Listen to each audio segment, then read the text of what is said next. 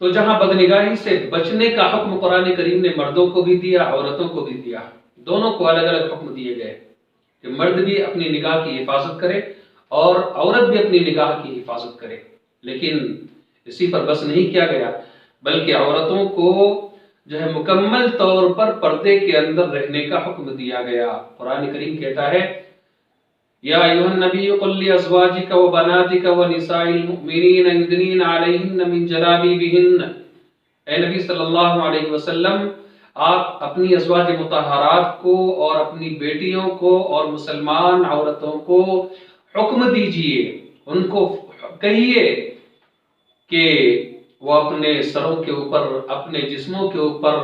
جو ہے چادر لٹکا لیا کرے، چادر ڈال لیا کرے۔ کہ آج کے اس فیشن کے دور میں برقع یا حجاب ایسے ایسے ڈیزائن کے آئے ہوئے ہیں کہ اس کے استعمال کرنے کے بعد جسم کا اتار چڑھاؤ، نشیب و فراز سارا کچھ ظاہر ہوتا ہے، اور یہ شرعی پردہ نہیں ہے، بلکہ شرعی پردہ اسے کہا جاتا ہے کہ جس میں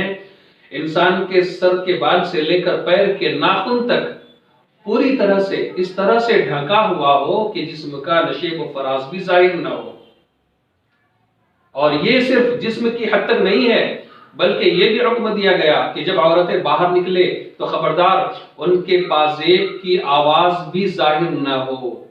یہ بھی حکم دیا گیا کہ عورتیں جب باہر نکلے تو ان کے جسموں سے خوشبو دوسروں تک نہ پہنچے، گویا کہ خوشبو لگا کر باہر نکلنے کو بھی منع کیا گیا، چونکہ یہ بے حیائی اور فحاشی کے پھیلنے کی ایک وجہ بن سکتی تھی، اس لیے قرآن کریم نے ان تمام چیزوں کے اوپر روک لگا دیا۔ تو ناظرین، یہ ہمارے لیے کافی نہیں ہے کہ جب ہم اسکول میں جائیں یا کالجوں میں جائیں یا جو ہے بازاروں کے اندر جائیں یا مارکیٹ میں جائیں یا تجارتی سرگرمیوں کے لیے باہر جانا ہو، اسی وقت صرف پردہ لگا کر جائیں، یہ کافی نہیں ہے، بلکہ اس پردے کا مکمل نظام اپنے گھر کے اندر بھی نافذ کرنا ہوگا۔